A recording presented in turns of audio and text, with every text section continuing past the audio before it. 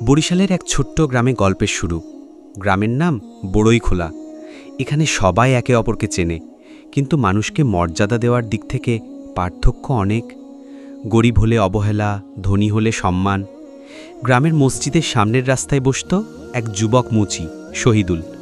বয়স মাত্র 22-23, কিন্তু জীবনের ভার যেন তার কাঁধে বয়সের চেয়ে অনেকটা বেশি চাপিয়ে দিয়েছে। ছেঁড়া একটা টিনের ছাউনির নিচে পুরনো কাঠের টুলে বসে সারা দিন মানুষের জুতো সেলাই করত। গায়ে সবসময় ধুলো মাখা ফতুয়া, হাতে সুতো আর সূচ। খদ্দেররা আসত, মেরামত করে কিছু টাকা দিয়ে চলে যেত। শহীদুলের বাবা একসময় গ্রামের খ্যাতিমান মুচি ছিলেন, কিন্তু হঠাৎ অসুস্থ হয়ে পড়েন, পক্ষাঘাতগ্রস্ত হয়ে শয্যাশায়ী। সংসারের বোঝা এসে পড়ে শহীদুলের কাঁধে। মা দিনমজুরের কাজ করেন আর বোন স্কুলে পড়ালেখা করে। শহীদুলের স্বপ্ন একটাই, একদিন এমন কিছু করবে যেন সবাই তাকে আর মুচি বলে হেয় না করে। অপমানের সূচনা। গ্রামে প্রভাবশালী একজন ধনী মানুষ ছিল বদরুল হক মেম্বার। মোটা পেট, সবসময় পাঞ্জাবি পায়জামা পরে ঘুরে বেড়াত, গ্রামের লোকদের সঙ্গে অমানবিক আচরণ করত। একদিন সে বাজার থেকে ফেরার পথে শহীদুলের কাছে এলো, হাতে দামি এক জুতো। শোন মুচি, এই জুতোটার সেলাই ছিঁড়ে গেছে, ঠিক করবি। মনে রাখিস, আমি বদরুল মেম্বার, আমার কাজে ভুল হলে তোকে বাজার থেকে তুলে দেব। শহীদুল মাথা নিচু করে জুতো নিল, কাজ শেষ করল মন দিয়ে, কিন্তু যখন ফেরত দিল মেম্বার ফুঁসে উঠল। এই, কি কাজ করছিস? সোজা সেলাই করতে পারিস না? তোকে কি মুচি বলে রেখেছি আমরা? হারামজাদা, তোর মতো লোকেরাই এই গ্রামের মান নামিয়ে দেয়। সে এত জোরে গালাগালি করতে লাগলো যে আশেপাশে সবাই থমকে গেল। লজ্জায় শহীদুলের চোখ ভিজে গেল। মেম্বার জুতোটা মাটিতে ছুঁড়ে ফেলল, তারপর শহীদুলের দোকানের ছোট টিনের ছাউনিটা লাথি মেরে ফেলে দিল। সেদিন রাতটা শহীদুল কাটালো চোখের পানি গিলে। মনে মনে শপথ করল, একদিন সময় আসবে এই বদরুল মেম্বারই আমার সামনে মাথা নত করবে। নতুন পথে যাত্রা। কিছুদিন পর শহীদুলের সঙ্গে দেখা হলো ঢাকায় পড়তে যাওয়া তার স্কুলের এক পুরনো বন্ধুর। বন্ধু তাকে বলল, দোস্ত, তুই তো শুধু সেলাই করিস, কিন্তু চাইলে তুই নতুন জুতোও বানাতে পারিস। ঢাকার হজরতপুর, হাজারিবাগ, এখানে ছোট ছোট ওয়ার্কশপ আছে যেখানে পুরনো টায়ার দিয়ে স্যান্ডেল বানানো হয়। তুই চাইলে শিখে নিতে পারিস। বন্ধুর কথাগুলো শহীদুলের মনে আগুন ধরিয়ে দিল। সে ঠিক করল প্রতিদিন একটু করে টাকা জমাবে আর কোনোভাবে গিয়ে নতুন কিছু শিখবে। একদিন ঢাকায় গিয়ে সে হাজির হলো হাজারিবাগের এক ছোট্ট ট্যানারিতে। সেখানে পরিচয় হলো আব্দুল করিম মাস্টার নামের এক বৃদ্ধ কারিগরের। তিনি শহীদুলের চোখে স্বপ্ন আর দৃঢ়তা দেখে তাকে শিখতে দিলেন। করিম মাস্টার বললেন, বাবা, দুনিয়া তোকে মুচি বলবে, তুই যদি তাদের ভুল প্রমাণ করতে পারিস তবেই তুই সত্যিকারের কারিগর। শহীদুল শিখতে লাগল কিভাবে পুরনো টায়ার কেটে সোল বানাতে হয়, কিভাবে নতুন ডিজাইন তৈরি করতে হয়।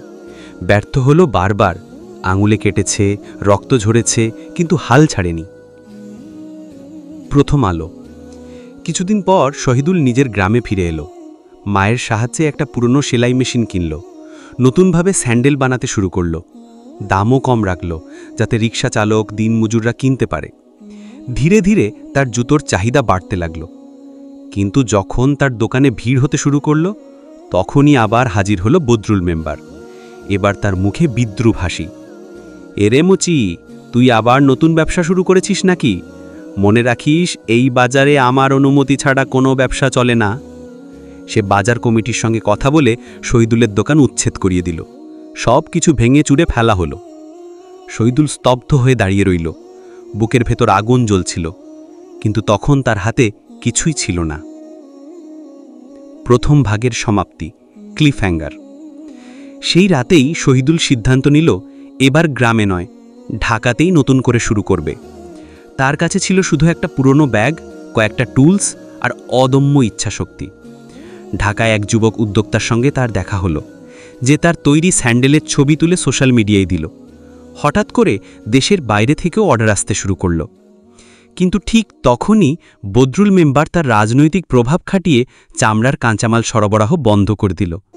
বিশাল অর্ডার হাতে নিয়েও শহীদুল পড়ল মহা বিপদে। রাতভর ঘুম না এসে সে শুধু একটাই কথা ভাবল, আমি কি হেরে যাব? নাকি এটাই আমার জীবনের সবচেয়ে বড় লড়াইয়ের শুরু? সংগ্রামের আগুন। ঢাকার সেই রাতে শহীদুল একটুও ঘুমাতে পারেনি। বিদেশ থেকে আসা বড় অর্ডার তার সামনে স্বপ্নের দরজা খুলে দিয়েছিল, কিন্তু বদরুল মেম্বারের প্রভাবের কারণে চামড়া না পেলে সব স্বপ্ন ভেস্তে যাবে।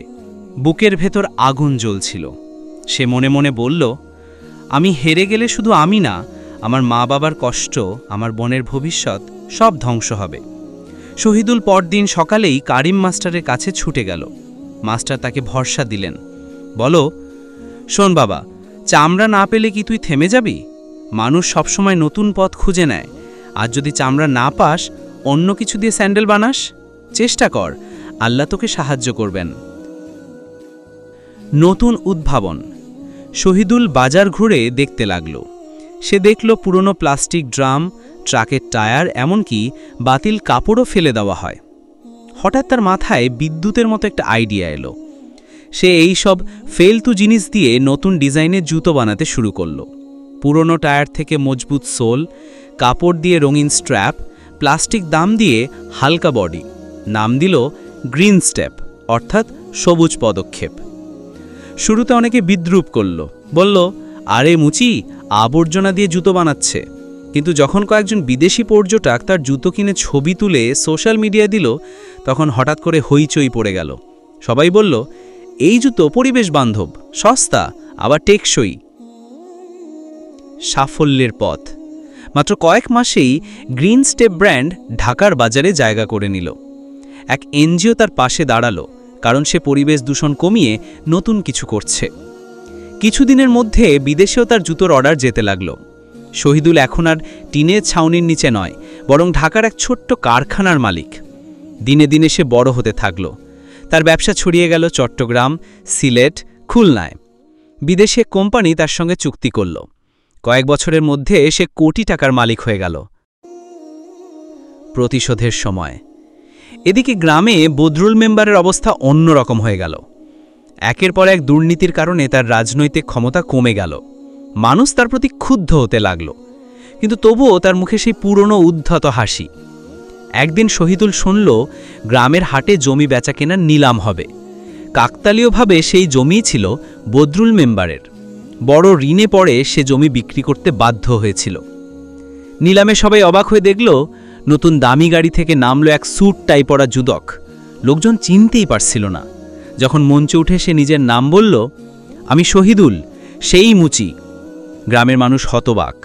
যাকে একসময় মুচি বলে তুচ্ছ করা হতো, সে আজ কোটি টাকার মালিক। নিলামে কোনো দ্বিধা না করে সে বদরুলের জমি কিনে নিল। নিলাম শেষে শহীদুল এগিয়ে গিয়ে বদরুল মেম্বারের দিকে তাকালো। তার চোখে একটুও রাগ ছিল না, বরং দৃঢ়তা। মেম্বার সাহেব, মনে আছে একদিন আপনি আমার দোকান ভেঙে দিয়েছিলেন, আমাকে সবার সামনে অপমান করেছিলেন। আজ আমি আপনার জমির মালিক। অপমানের জবাব আমি গালি দিয়ে নয়, পরিশ্রম দিয়ে দিয়েছি। বদরুল মাথা নিচু করে দাঁড়িয়ে রইল, কোনো উত্তর দিতে পারল না। গ্রামের মানুষ সেই দৃশ্য দেখে চিৎকার করে উঠল, শহীদুল জিন্দাবাদ। গল্পের সমাপ্তি। গ্রামের রাস্তার ধারে এখন আর মুচির ছাউনি নেই। সেখানে দাঁড়িয়ে আছে একটি আধুনিক কারখানা, গ্রিন স্টেপ ইন্ডাস্ট্রিজ। শহীদুল শত শত গরিব মানুষকে চাকরি দিয়েছে, যারা একসময় তার মতোই অবহেলিত ছিল। সে প্রমাণ করল, অপমান মানুষকে ভেঙে দেয় না, বরং লড়াই করার শক্তি যোগায়। প্রতিশোধের সেরা উপায় হল নিজের সাফল্য দিয়ে অপমানকারীর অহংকারকে মাটিতে নামানো। গ্রামের বাচ্চারা আজ আর তাকে মুচি বলে রাখে না, বরং গর্ব করে বলে, ওই দেখো, উনি আমাদের গ্রামের কোটিপতি শহীদুল ভাই। এভাবেই শেষ হল মুচি থেকে কোটিপতি।